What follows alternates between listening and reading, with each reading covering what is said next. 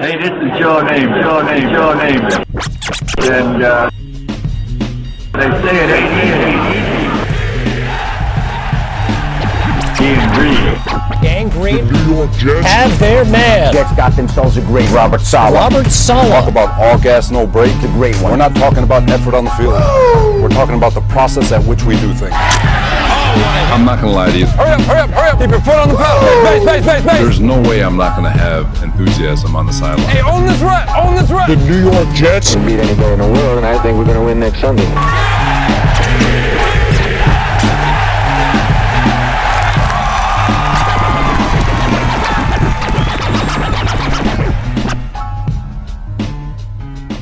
Welcome to the latest edition of the A.E.B.G podcast, broadcasting to you live from beautiful, amazing, picturesque Crystal Lake Studios in Putnam Valley, New York. My name is Keith Farrell. I am joined, as always, by my colleague and co-host, the number one Jet fan in the state of Texas, Michael Lagaris, everyone.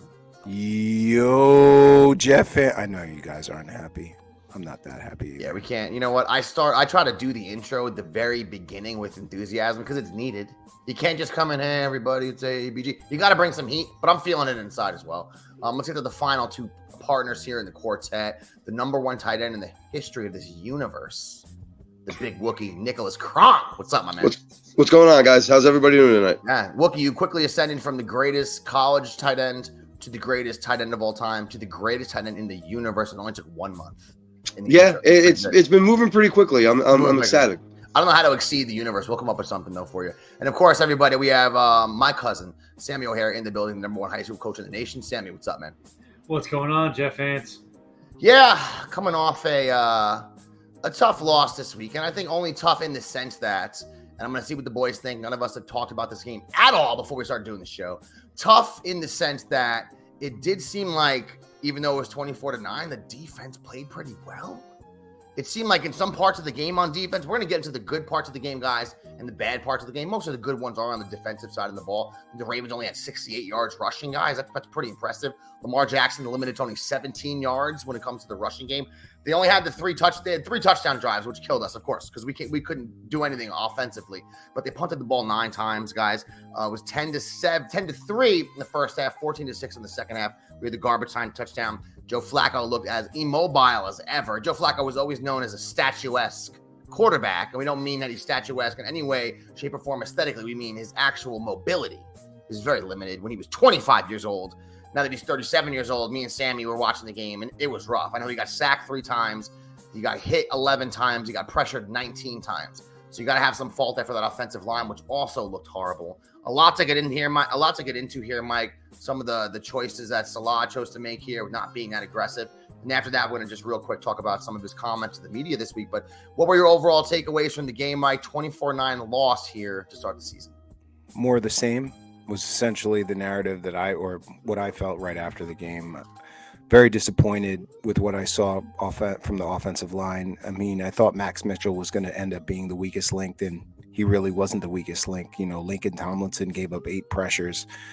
And that offensive line, if you're going to essentially give up that much pressure to a quarterback, you got to have a quarterback that's mobile. And Joe Flacco, not only was he missing receivers, not only was he inaccurate, but he is the slowest moving human on the face of the planet Earth. It looked like his legs were stuck in quicksand, and it's just disgusting. And it's year after year after year after year that I watch this team and the offense, and it just looks the same. And to be honest with you, Saleh was out-coached. He did not do a good job coaching. There were no halftime adjustments. He plays scared. He coaches scared, in my opinion. He coaches to where, he doesn't want to take chances or think outside of the box for fear of retribution. And that kind of showed its face here in some of the comments that he made later. But we'll talk about that in a little bit. But, are there positives in this? Absolutely. Okay, the run defense, they only held the Ravens to 63 yards. Guys, the Ravens were the number 1 rushing team in the NFL last year. Okay, they kept Lamar Jackson pretty much at bay. I know he threw that touchdown, 2 of them to Devin Duvernay and then 1 of them to Bateman. That was some miscommunication there with the safety play, but I thought the defensive line played pretty well. I thought Quinnen Williams was getting in there in the middle, got his mid up, knocked the pass down. They could have had a touchdown. They ended up scoring just 3 points there. I thought the linebacking core was pretty good. Quan Alexander has some speed, man. You could see him tackle and make some plays, coming across the field. Quincy Williams, I thought, did a pretty good job. Safeties could have played better, but my favorite part of the entire game to me was the play of the cornerbacks. Guys, we have two solid, and I shouldn't even say this off week one, but I feel like it because I watched Sauce play up against Mark Andrews. I saw Sauce play up against Bateman. I saw him make adjustments.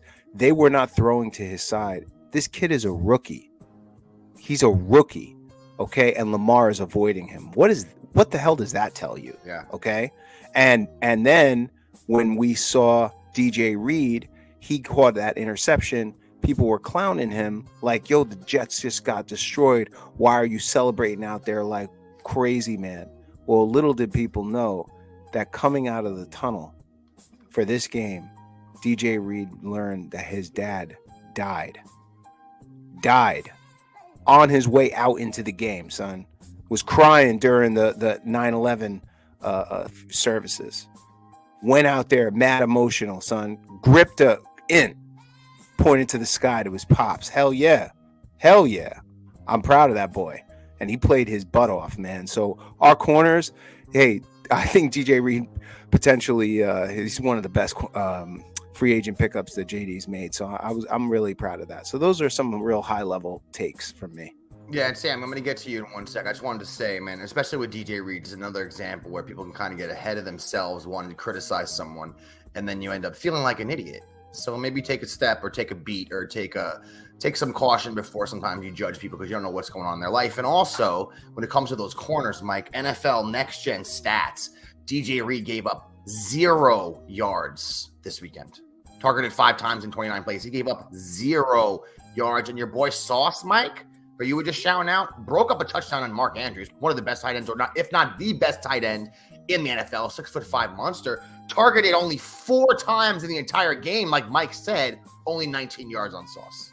So our top 2 corners only got targeted 6 times. We know the Ravens maybe don't throw the ball to the outside as much. Their offense is a little bit different, but still, that's pretty impressive there when you get to the corners. Sammy, I want to ask you a question when it comes to the way the offense looked as a whole. 59 pass attempts from Joe Flacco. He's under pressure all day. Then when you look at the rushing stats, I mean, per carry, Michael Carter looked pretty good. Breece Hall wasn't able to get going as much. It didn't seem like the offensive line really made that much space for them to begin with, but they kind of relied on the passing game. Maybe that was the approach they had planned before the game, knowing that last year the Ravens were last in the league in passing. They were tremendous at rushing. Why do you think it was they didn't deviate during the game when they saw the rushing game was working so well? At least on paper, it was working pretty decent. 10 attempts, 61 yards for Carter. That's not that bad. As a whole, the rushing game was pretty decent. Why do you think they didn't pivot there during the game? They just kept slinging it.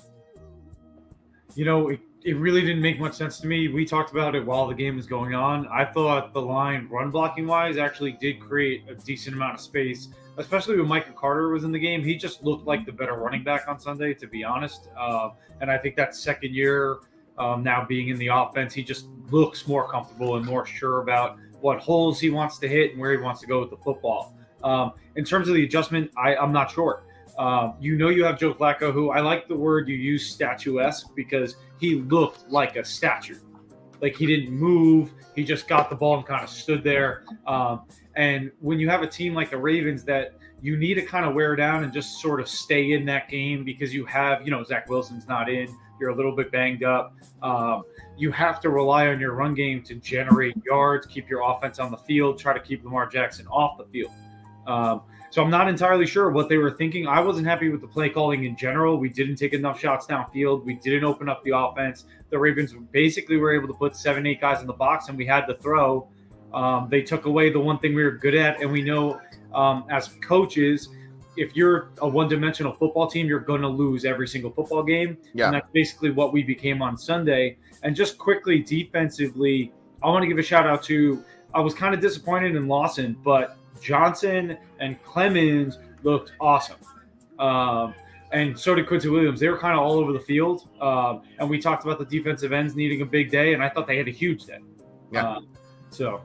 Yeah, I agree. When we talk about the lack of mobility too with Flacco, guys, one other thing to mention is it's not like you need the mobility just to obviously to avoid sacks. It's very helpful, but also just enough mobility to maneuver yourself away from a rush on one side and into a passing lane, which it seems like he can't even do that. And I know you guys that Sammy can explain that. And I know you guys that played football know what I mean. It's like you don't even need to be the most mobile. No. Right? You just need to be nimble enough to avoid this pressure coming from the right. You take 2 steps to the left, 1 step forward, right? You do it all on a move, and that's just muscle memory. But you're quick enough to get into a passing lane, actually get a ball off. Where it seems like Joe Flacco, even though he's 6'6", he's trying to throw, he's getting people pushed back into him, not seeing it, not able to move with no agility, and hit all his balls. Half his passes are going, right over dude's head, and it looked like he had no accuracy on him. And Keith, those drills you're doing with quarterbacks from when they start as freshmen in high school. You put a circle of cones and you're like, climb, drop, slide. Like those are drills that he's probably been doing for 30 years. Yeah. So like you said, it doesn't require that much mobility. Yeah, I tell you what, if he ever makes it to the Hall of Fame, that's going to be the most simplest bus for that guy to make ever. The Joe Flacco bus? The Joe Flacco bus. Not going to have to do much. Yeah, just one of the more generic-looking white humans on the earth, Joe Flacco. And he doesn't move at all. Yeah, I don't think you have to worry about him getting Canton anytime soon, though. Joe Flacco, he's not. The second half of his career now is not Canton-esque, at least to me. But let's touch on. We're gonna get into some of the good takeaways from the game. A few other things I want to mention when it comes to the things we're not excited about. We're gonna get into in a sec. But just real quick before we get back to the game, Mike, our coach Robert Saleh this week, after post game, and then he clarified himself again today. Actually, had some comments in regards to people who have been clowning the Jets, which I respected. I mean, I remember when Rex Ryan was here, Mike, and he was talking about we're not the same old Jets, right? In a lot of ways, he was able to change the culture of the team and the image of the team for a short amount of time. I think Robert Saleh is trying to do the same thing. You want to hear that he has confidence in the team. I get it. But saying I'm keeping the receipts and going about it that way, like you're almost tipping your hand that type of stuff's getting to you. I don't know if that's the best approach. I don't know if the best approach is to say before Joe Douglas came here, the Jets were basically an expansion team level roster. Like some of those things necessarily aren't accurate, but they also not the best look to clown your own team before your regime got there, right? I mean, that's interesting. But what were your takeaways, Mike, from some of the comments from the coach this week? He seemed a little tight when it came to anybody talking smack about Gang Green. So I don't know how people are going to take my opinion. And look, I'm just going to just speak for myself here. I've been very optimistic that we finally hired a really good leader in the locker room and a really good leader for this organization. And he came last year to the New York Jets. We won 4 games. He only won 1 road game that was in Houston. And there were a lot of, positive takeaways saying, we've got the right leaders in the locker room. We're putting the effort in. We're trying our best. A lot of cliches that were made. Okay. But there were, watching the games, not that many positives that you took away from a coaching perspective. There was not that many adjustments that you would see in game. He would essentially see a loss and say, hey, we'll look at the tape and then we'll make some adjustments. And so you go into this year saying, okay, this was a first-year head coach. I hope that he's learned his lesson. I hope that he will be able to be more transactional with being able to make in-game adjustments and actually put the right people in, make the right calls. And so in the offseason, when some of these moves were made, like keeping Joe Flacco as the backup quarterback, you could put that on Joe Douglas, but you also have to look at Robert Saleh because this is your team. So these are the players that you are picking and believing in. I personally was not a fan of keeping Joe Flacco as a backup quarterback. I wanted them to go get Mitchell Trubisky or somebody else. I think you guys remember. But no, Yeah. They decided to go with Joe Flacco. And then he doubles down and says, oh, Joe Flacco is a starting quarterback in this league. He's communicating about Mekhi Becton and the injury and not understanding the facts. Zach Wilson goes down and he makes just completely rebuffs everything. Essentially, oh, it's a 2 to 4 week injury, and oh my God, he's out till Pittsburgh. Like this man, and then he has the audacity after getting trounced in the first game of this season and starts picking a fight with the media, saying like, I'm going to keep receipts of anybody who's, we're New Yorkers, bro. We're not from San Francisco or Detroit, bro. We see right through that bullshit. No offense. And your cliche whackness. Like, you are bothering me right now. Like, I need you to deliver results. And when you start talking about expansion teams, how about the damn Bears? They're scrubs. Nothing. Took out San Francisco. You telling me Meverflus or whatever the hell his name is better than you? Has a better roster than you? And you coming up in here with all gas, no brake, and all this BS? We see right through that bullshit, man. New Yorkers don't play around with that. Like, yo, now you got a target on your back, bro. You got a target on your back.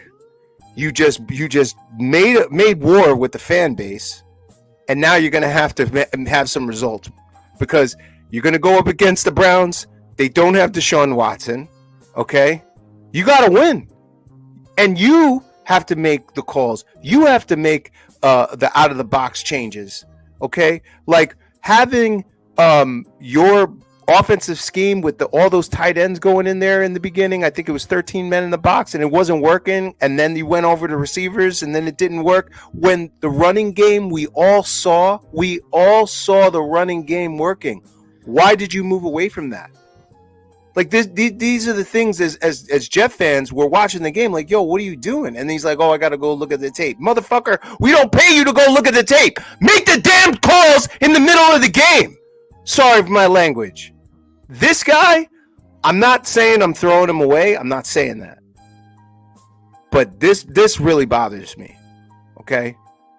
This bothers me. And I better see changes. Because I'm not dealing with I dealt with Gase. I dealt with all the things that you and I as Jeff fans dealt with. And this guy, it feels like he is not in line with the way things need to be here. Bill Parcells knew what to do here. And he got results immediate. Talk about an expansion team. Go back to 1996 with Neil O'Donnell. Okay, that team won one game. It was against the Cardinals in Week 7. I remember. Dude turned it around 9-7 immediate. Went to the 11-5 to the AFC Championship 2 years later. Don't talk to me about expansion teams. I'll get off. No, I mean, I gotta say, Mike, I didn't know we were going to go down this road with this, but that team did look like in the second half at a certain point they just didn't know what they were doing or they just gave up, and they did get out coached. And when it comes to the in-game adjustments, Joe Flacco took almost 60 passes to throw for 300 yards. You're averaging about 5 yards an attempt there, right? The passing game wasn't working. Offensive line was putrid. I get it. But it seemed like a game that if you could run the ball and control the clock and you see the run game is working, then whatever the plan is before the game, you adjust. It seems like that would be the best way to attack a team like this, right? That you're expecting their offense to light us up. When on the flip side, the first half they're getting a punt left and right. And I do agree with some of what Mike said there when it comes to Salah kind of going after the media or people, I'm keeping receipts and all this type of stuff, man. It's like, dude, your record's 4-14 since you got here. You've coached 18 games, you've won 4 of them. You're not necessarily in a position to be putting the media on blast or to be saying anything about how the Jets were basically an expansion team before Joe Douglas here, because not for nothing. We all love Joe Douglas. We all love this draft this year. Joe Douglas' record since he got here is horrible as the GM. I mean, his overall record since he got here, it was 7-9 his first year, then 2-14, then 4-13 last year. That 7-9 team was all players Mike McCagnon drafted and signed in free agency. If we're just going to keep it real, guys. So if you want to talk smack, you got to do your research there, Salah, because the only positive record that Joe Douglas had was the team that he didn't even put together. And I'm not trying to put Joe Douglas on blast here, but let's just be real about it, I thought that was an interesting take by him. And when we're getting back to this game, Mike, I mean, you even made some good points in what you said there, which was, it seemed like what we were doing wasn't working, and we just continued to try to do the same stuff. When it comes to some of the negative parts of this week and just the game in itself, I think the offensive line was kind of a glaring one. Dwayne Brown, also one of the comments from Salah this week, guys, that's not great, is he said that he's hoping he'll be back this year. That's what Salah said this week. That went real south real quick. An IR stint for 3 or 4 weeks, fine. Hoping he'll be back this year. I mean, that's rough. Like we said, 3 slacks on Flacco, hit 11 times, 19 QB pressures. You have to think with Zach in there, with his mobility, maybe it wouldn't have been as bad. But who knows, guys? I mean, I think the offensive line was kind of one of the biggest negatives of the game. Flacco, obviously, his lack of mobility, I have written down as one of the negatives. The play of the safeties. Sammy was pointing this out when we were at the game, and LaMarcus Joyner and Whitehead in coverage back there got blown a few times. It's hard to tell which one of them blew it on the Bateman touchdown because they were both in the vicinity of the ball, but really horrible play there. Both our kickers, guys. Greg the Leg misses a field goal. Mike, he misses an extra point. We cut Eddie Pinheiro. Who knows what's going to happen with him? And ball control. I mean, this is my other negative I took away from the game. And Mike was alluding to this with Coach Salah. Not a great week to go after the media. When not only with some of the lack of aggressiveness, it's 4th down, in the first half, a team that's won 4 games last year, you don't go for it. You go for a field goal. I mean, I get it, but you're playing a team that's you're favored to lose to, home opener. You got to go for it right there. A lot of coaching decisions that I thought were interesting, but also sometimes lack of focusing on fundamentals when it comes to coaches, and Sammy could speak to this, will show up on the field. The Jets had 4 drops in the game. Okay, a couple of them were killer. They turned the ball over twice, as we know. I mean, horrible fumble by Conklin. Breece Hall, the longest drive we had of the day in the second half there, fumbles the ball. That's pretty much game over. We score a touchdown there, 24-10 at least. You have it shot, with a lot of time left instead of scoring towards the end of the game. So there was a lot here, I think, when it comes to Salah to pick at. And I don't know if a home opener loss like that, when you get spanked and your team looks really lackluster in the second half. Let me ask you, Sammy, does it seem like after the way the team played, some of the ball control issues they had, some of the lack of concentration they had, the way the offensive line played, so many other issues, not the best time really to be taking shots at the media? No, absolutely not. And I think that we're missing one key component to this whole thing. When are we going to get on LaFleur's case? Because it seems to me like Salah's got a big say and piece in what the defense does. Because they looked super prepared Sunday, right? Like, really well coached. They knew what they were supposed to be doing, with the exception of Whitehead and not getting depth, right? And like, you're in cover 20, your only job is no one gets behind you, and they did it 3 times, right? But like, LaFleur's play calling has been terrible. The offensive execution hasn't been great. We're not putting guys in good positions. None of the plays are creative. Michael Carter shines in the pass and the run, and we're not putting that guy in space. We're not running screens to get some pressure off Joe Flacco. Right, we've got these guys and these pieces for those exact reasons. We have guys like Eli Moore who can run jets. We have Berrios and Moore who can literally do anything we need offensively. We can put guys. We have 7 tight ends now, right? And like Mike said, we went into that jumbo package, that like double wing single receiver. And where was Garrett Wilson the whole game? Because when he was in, he looked fantastic, and he barely played. Right, so like, I'm more concerned not only with Salah and his sort of like, you at some point need to go to LaFleur and talk to that man. And even during the game, coach, the run game is working, stop passing it, right? Because you're the head coach. That's your job. So there's a lot of problems I have with a lot of the adjustments, but I think a lot of it comes down to, like, for me, I'm an offensive coach. That's my role on my team. A lot of that comes down to like Mike LaFleur. Like, you as the head coach are responsible for your coaches now. And it seems to me like LaFleur is not doing a great job 2 years in a row now. And there's really no excuse this year because we have so much talent that even with Joe Flacco in, we should still be serviceable and able to score points. That's a fair point, man. I don't know if enough spotlight's been put on LaFleur here when it comes to the play calling, when it comes to trying to at least figure out a way with what you have to get the most out of them. I mean, 59 passes last week. Who am I to say if that's the only options they had? But when the running game seems like it's working and when you want to kind of control the clock, I don't know, it just seems like not the best approach. They got put in a lot of second and longs. I get that, but I don't know. That's something to look at too with LaFleur here. I do know that if this continues at the pace it's going, if they continue to look lackluster and, not have it together on the offensive side of the ball, they were decent enough on defense, as we know. But if this continues for this year, I mean, LaFleur is not going to be around next year. You don't have to worry about that one, guys. Well, I would not. I wouldn't just say that. I mean, if they go 0-4, 0-5, this is going to get ugly real quick, and the Jet fans are ready to turn on Saleh and that entire regime. They're ready. I can tell you right now on Twitter, their cats did not take his comments well, or that's true. They're kind of sick and tired of the BS. So. Anyone I talked to, any Jet fans I talked to, didn't like. I know, like Mike, I was saying before, how for some reason the way Rex went at it seemed authentic. Like he meant, right? We ain't gonna be the same old Jets, right? And you're like, hell yeah, right? He didn't do it reactionary to being insulted or being looked down upon after a game. He was doing it, but before the season started, the whole way through. That was kind of his mantra.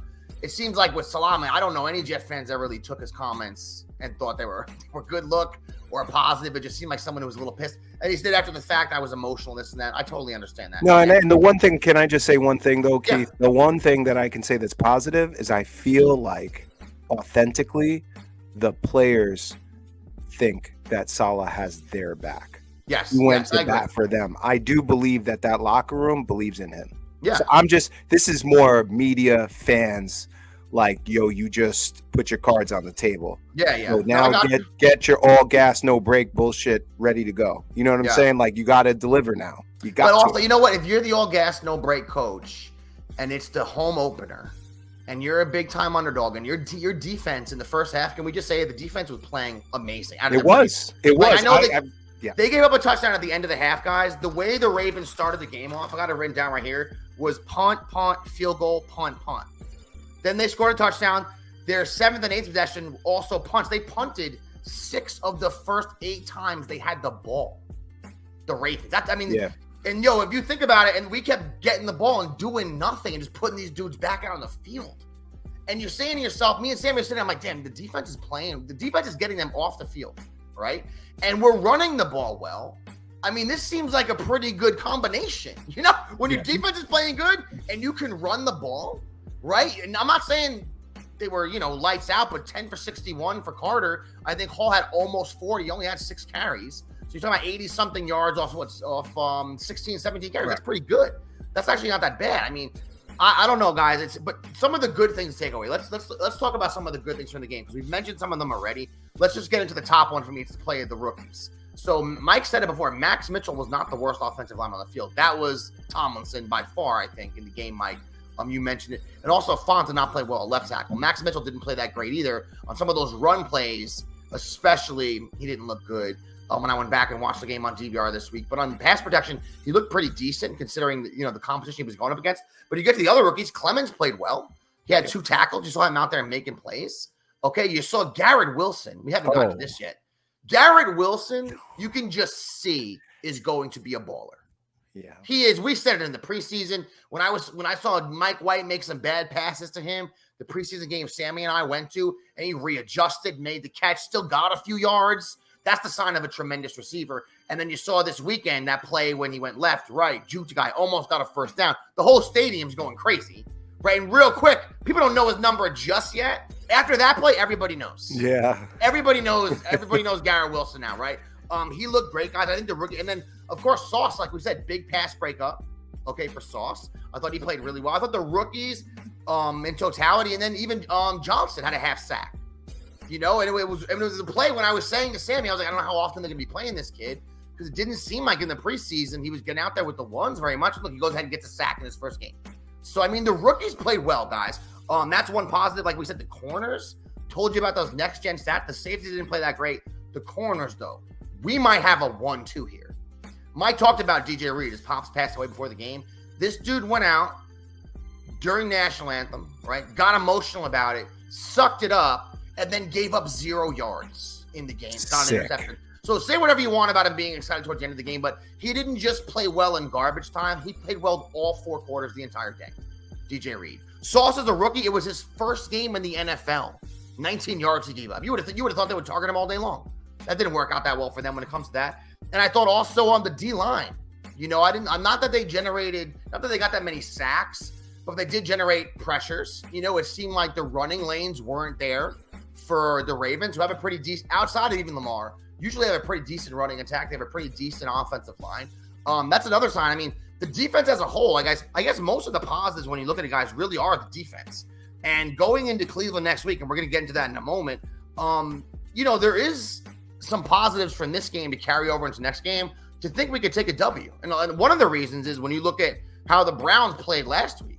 Now, they squeaked a W out versus the Panthers, guys. 26-24. They almost blew it in the second half. But pretty much the whole offense went through Nick Chubb last week. Let's see what it is. There was 22 carries, 144 yards for Chubb. We know Chubb is a beast. 1 rushing touchdown for Hunt, a receiving touchdown for Hunt also. But Jacoby Brissett, he was 18 for 34. As Mike likes to say, he's dumpster juice. Jacoby Brissett, he's not a great quarterback. And our defense showed last week they're pretty competent. I mean, that could potentially be the strength of the team this year is this defense. We were hoping that would be the case. Safety's got to step it up. Quan Alexander played good. Mosley, we didn't even talk about at 12 tackles. He played well also. I think this defense next week, and we're going to talk about this Brown game right now, guys. I think the defense can really keep, the Browns out of the end zone. Keep them. They're not the Ravens here, right? They don't have Watson back there at quarterback. I know they have People Jones was their leading receiver last week. I know they have Cooper too. But I'm not that scared of the Browns heading into this game, where I don't think with a few adjustments here, they go look at the tape.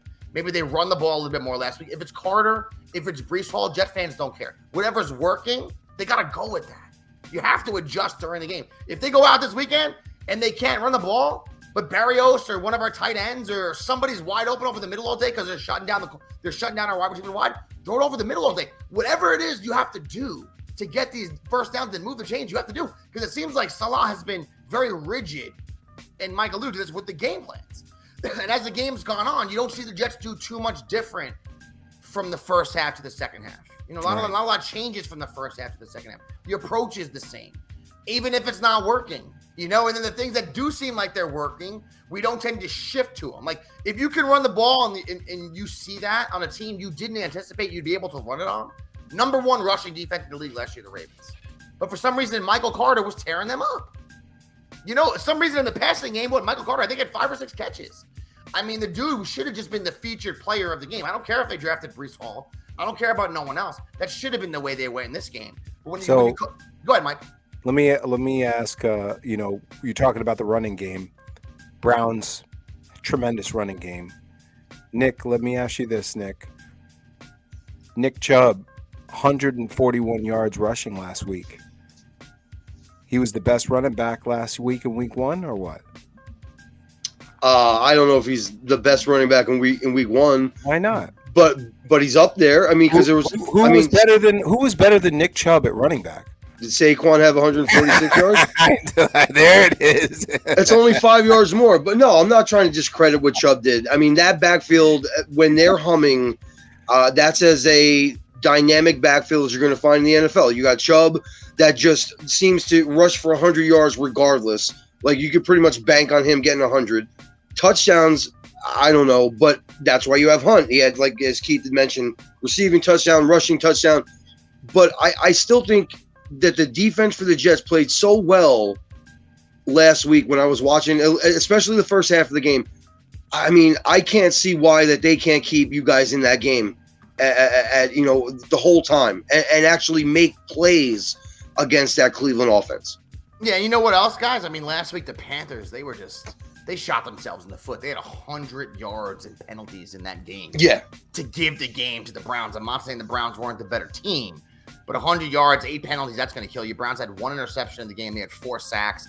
We know Myles Garrett. Thinking of Myles Garrett lining up to go after Joe Flacco, I mean, that's not great.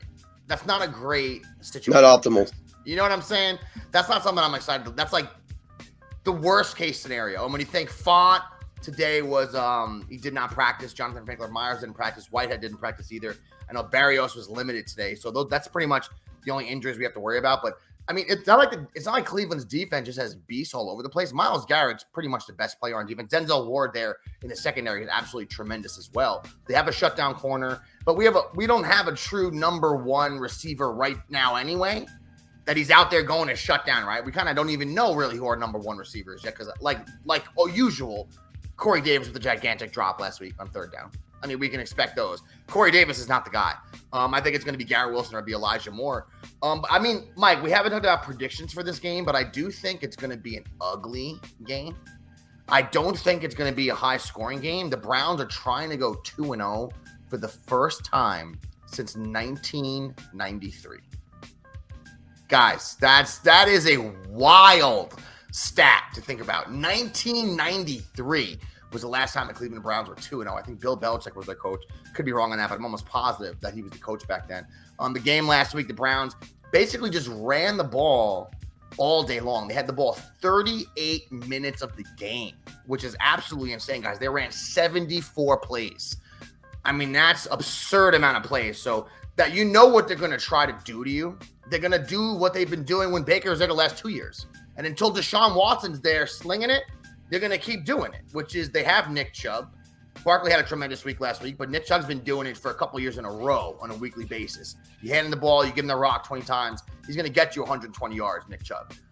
He's been pretty consistent. So, I don't know, man. It seemed like we went against the number one rushing team in the NFL from last year, week 1. I think the Browns were third or fourth, right? They have a more conventional running attack. So I'm interested to see how we do against this team this week. Mike, let's get into some predictions here when it comes to this Brown game. We have not talked about this game at all. I don't know what you think even remotely about this game. We haven't talked about it one bit. Browns, Jets this weekend on the road. What do you think? How do you think it's going to shake out, Mike? I think that we're going to win because if we don't, we're going to go to a darker place than I think we've ever gone, even darker than is it darker than Gase level? Maybe not as dark as that, but it'll be bad. That was dark. It'll be dark, and I just think the Jets won't. I don't think we're going to go there. So I think we're going to win. Like you said, they haven't gone 2-0 since 1993. They are the Browns, and I think the defense is good enough to hold Chubb. I think Jacoby Brissett is a scrub. I mean, we know that. Amari Cooper doesn't scare us. Yep. And I think that if the offense isn't doing what it's got to do, Flacco's going to be on a short leash. They'll bring in Mike White, and I think we could just run and just control the clock. I'm expecting the Jets to win this game. Sammy, what do you think? I haven't spoken to you about this game either, and then we'll get to the Wookiees prediction. You think the Jets are going to go into Cleveland this weekend, 4.5-point underdogs to the Browns, and take a W? You think you're going to lose this one?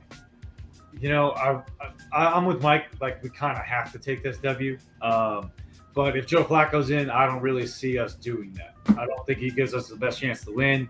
I think if they don't adjust the offense at all, we're taking this L and we're doing it pretty hard, and it's going to be really embarrassing. I think Mike White gives us the better chance to win. He's younger and more agile, and I don't care what you say about him being the veteran. I don't think that matters at all. I think you put the young kid out with all the young kids and let them run around and play some football, and you win. So that's what I'd like to see. But look, I think it'll be an ugly, close game with the Jets winning. All right, so when you say the best chance to win, you think Mike White would give them a better chance than Joe Flacco at this point? Yeah, 100%. Based on what I saw from Joe Flacco last week, I don't think he offers anything. He can't throw the deep ball at all. He barely makes the accurate throws 15 yards and underneath. I just don't see him getting us to any sort of productive place with these younger dudes who kind of need – even if you're throwing it 60 yards and it's overthrown or underthrown or out of bounds, at least you're letting these guys play in the offense as opposed to limiting it because you have a 70-year-old quarterback who can't move back there. Yeah. What do you think, Wookie? Joe Flacco is going to be at the helm. I know you said the defense could step it up. I think you kind of maybe gave your prediction a little earlier, but it seems like you think the Jets could go in there and take a W this weekend. I absolutely do. The defense plays like they did. Flacco doesn't have to be amazing. He just has to be obviously better than he was that game. The offensive guys, Hall, Carter, the running backs look solid. I don't know why they didn't continue to run. I know when you get down, you change how you're going to go about the rest of the game. But I could definitely see the Jets win this game 17-10, 17-14. Yeah, that's, Wookie, the over and under for this week in Vegas is 40 points. So you're pretty spot on there with your point prediction, man. I think Vegas is basically thinking it's going to be, a 23-17 game or something like that. Also, I heard a pundit today on New York radio, and I won't mention them, but just assume, I don't know why they would assume this, that Jacoby Brissett is scrambling quarterback also, and he presents some of the same issues that Deshaun Watson. Jacoby Brissett has rushed the ball 180 times his entire career. He's been around for about 6 or 7 years. 3.6 yards a clip. This guy's not running the ball. This guy had 70 total yards rushing when he was the quarterback of Miami a couple years ago. And he's not running the ball. He's just going to sit in the pocket and try to do his thing. Now, I'm not saying he's the worst quarterback on earth. I don't know if he's a full scrub, like Mike said. But if he's not a scrub, he's pretty damn close to a scrub, right? And I think our corners, guys, the way they played last week, I don't think Cooper and Peoples-Jones and anyone else they have, the rookie David Bell didn't too much last week, but if they try to feature him, I don't think any of them are going to do anything. I think the reason that the Ravens are able to hit you over the middle with those passes, and you correct me if I'm wrong here, Sammy, but if you're worried about Lamar Jackson scrambling all day long, safeties are cheating, linebackers, everybody's focused on this guy. And it seems like since he's come into the league, play action for them is just their money maker. And they nail you on that, whether it's a receiver, whether it's a tight end. They tend to get guys in single coverage because of that threat, that rushing threat. You don't have that with Jacoby Brissett. The rushing threat's their running backs. Okay, guys? So like my boys all just said, I think the Jets are going to Cleveland and taking this W with Joe Flacco in there. Okay, guys? I don't think they're going to be able to generate the same type of pressure on Joe Flacco that the Ravens did.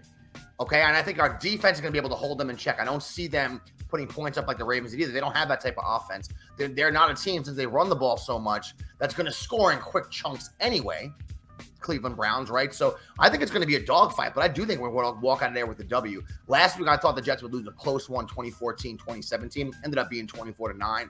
Wasn't that close in the second half. The defense played pretty well. But this week, I think it's the opposite, man. I think we go into Cleveland. We're going to score a couple touchdowns. We're going to knock a couple field goals in. I could easily see a 23-14 win.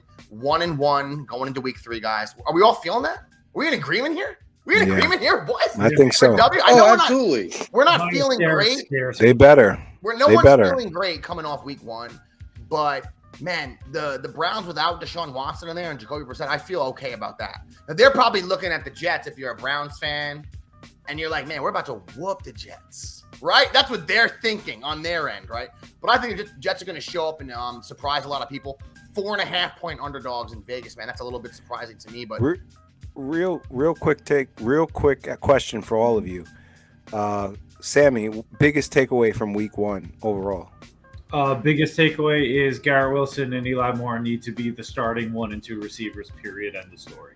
No, I really meant in the NFL. What was your biggest takeaway in the entire league? What happened to Geno Smith the past few years? What happened? Is he now Tom Brady? He just sat behind Russell Wilson for a couple years, and he's like out there. What, he finished the first half 14 of 15 with 2 touchdowns? What is that? What happened on Monday night? What happened to the game of football? He got punched in the mouth. He became a legend. Football's broken, dude. I love it. What about you, Nick? What's your biggest takeaway in the game? Biggest takeaway this year so far is that football is back and everything is buzzing as every year. But I know it's a Jets podcast, but pretty happy with Daboll going for 2 in the Giants right there. But no, I'm just happy to have football back and be able to talk about anything football related, honestly. So that's the big takeaway for me. Season getting going.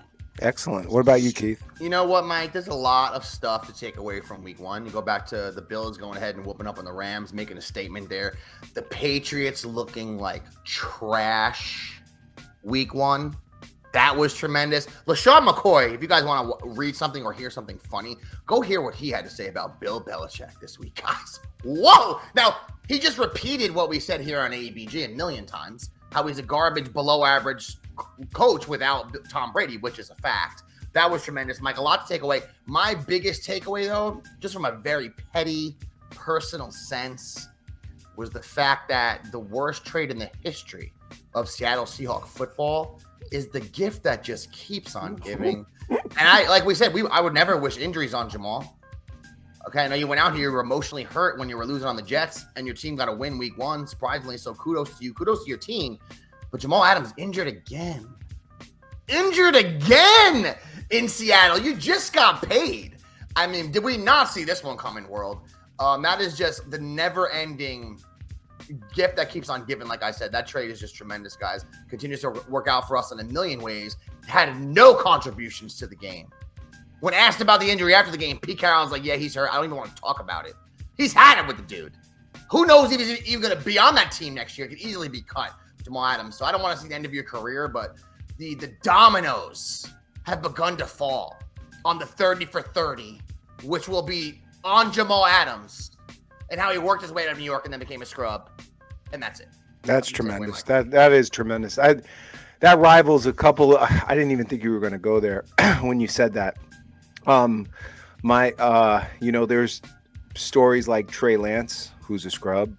It looks like he is a for real scrub. Man, that's terrible. Mike, players from the other team. Who did the 49ers play again? Remind me. I'm sorry. They played the Bears. Okay. Yep. Remember now, there's players from the Bears that basically said he's a scrub after the game. I mean, and Mike, I'm not putting. It's not just Mike. It's not just ESPN Mike. 30 for 30. You can go. We don't want no scrubs. And I forget who it was because me and Mike have been torturing our friends who are Trey Lance supporters with these links. Forget the player off the top of my head. Who was like, yeah, we just made him play quarterback. He's a scrub. Son, so he's a scrub. I think he really is, though. Like, because I rewatched because I was like, wait, what happened? I looked and I'm like, oh, my goodness. Then the other part is Josh McDaniels. I mean, it's a continuation from Denver. The Raiders are not making the playoffs. And I thought that was the case. And then I watched the Raiders and I said, my goodness. Josh McDaniels. Woo! Think of it. There's so many stories, but to me, the number one story for me, the Chiefs are the best team in the NFL. Period. You could see it. Yeah. And don't fucking. Oh man, my language. I said because Josh Allen gets my blood going. Mm-hmm. I don't ever want to hear again that Josh Allen is the best quarterback in the National Football League. He is not. He is not even close. He is not on the level of Patrick Mahomes. Not even in the same stratosphere. Get that garbage out of my face. Patrick Mahomes is the best quarterback in the NFL.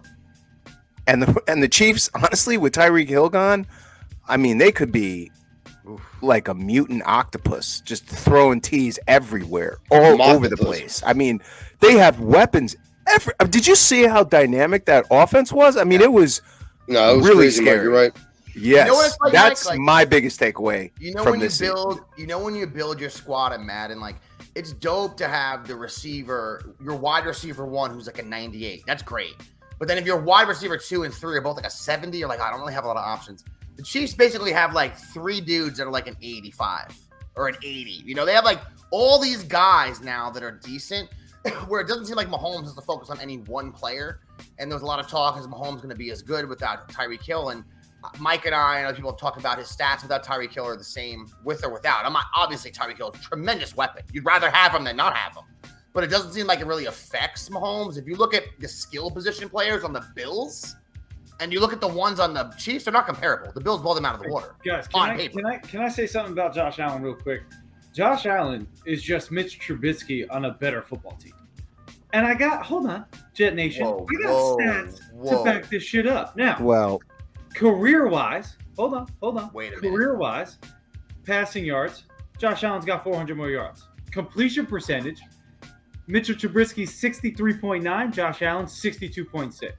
Interceptions thrown, Trubisky 38, Josh Allen 48. Interception percentage, 2.3 for Trubisky, 2.4. Josh Allen has 11 game-winning drives, Trubisky has 7. Josh Allen 7.1 pass yards per attempt, Trubisky 6.7. What's the yards? How many yards per attempt and how many touchdowns? See, that's where he blows them away. Here's the thing also is a lot of Josh Allen's really bad statistics are front-loaded his first 2 years. Yep. This is their whole career. I know, that's what I'm saying. So, I mean, you clip off Josh Allen's last 3 years, and you just look at, which you can't do. I know you're talking about his entire career. If you clip off his last 3 years when he's been basically an MVP candidate, Mitch Trubisky's not holding a candle to that at any point of his career. Or running the ball. I think one of the reasons, I know what Sammy's alluding to, in the pocket, Allen might be a little bit overrated. And I think, but what Allen has going for him, Sammy, that Trubisky doesn't, and a lot of quarterbacks don't, besides maybe a Lamar Jackson or a Kyler Murray, is you're so worried about him running the ball that it opens up all these other opportunities. No, I'm not. I'm not even counting the rushing part. I'm just talking as a pocket passer. If you take away his ability, which you can't do either, right? His running ability, obviously, because he's got probably 1,500. It's his athleticism that makes him great. That's it. That is the thing that separates him. And you could see it because every time there's a option where someone's not open, he just takes off. And that's what he's a huge human being playing that position too. Like that's Cam Newton right there almost. You know what I mean? Like Cam in his prime. I don't know if he's as athletic, but that's the body type of Cam in his prime. Like that guy gets moving. He's like linebackers are making business decisions at that point. That's true. And you know what? I mean, not a lot of quarterbacks, to Sammy's point. He had 36 or 37 passing touchdowns last year, something like that. But not a lot of QBs had more ints. He had about 15 interceptions last year, too. So, I mean, that's just something to keep an eye on when it comes to Josh Allen. We have to hope that, I mean, there's going to be games like he had week 1 where he just lights teams up and the Bills just roll over teams. It's going to happen. That team's a really good team. I'm interested to see when the push comes to shove in the playoffs how this guy plays because he was tremendous last year in the playoffs. They came up a little bit short. He's had some bad games in the playoffs too. We just have to do all we can, just wish all the negativity we can on Buffalo and that entire town and hopefully lose as many games as possible. I don't want to wish an injury on Josh Allen, but maybe an oblique or something, just out for 10 weeks. just a little something. You know he's hamate bone. Yeah, exactly. You know. I'll take a high ankle sprain. Giants already got one. They already got Dak. Dak already went down, man. So, I mean, Giants already got some good fortune going in their favor here. That's all we got for you, though, this week, guys. Mike, we're good, right? Yes, sir. All right, cool, man. I know it's been streaming on the bottom, but, Michael, if anyone does want to get us, we wanted to say, too, not exactly sure what happened last week if you're listening right now and you are listening to us on Apple iTunes. We don't know what happened in last week's episode. It just vanished, but you can go find us on Spotify, anywhere else you find your podcast, or go check us out on YouTube. I'm not sure what went on with that last week, but we should have it all remedied for this week. And Michael, if anyone does want to get at us or support us in any way, shape, or form, how could they do that? Hey, guys, we're on Facebook at AEBG.ShitsRadio, on Twitter at AEBG_NYJ podcast, and on Instagram at jet.AEBG. You heard the man. On behalf of the biggest jet fan in the state of Texas, Michael Agaris, on behalf of the greatest tight end in the universe today, the big Wookiee Nick Kronk, on behalf of the greatest football coach in the nation, Sammy O'Hare. My name's Keith Farrell. Get at you next week, everybody. Peace out. Cool. All right.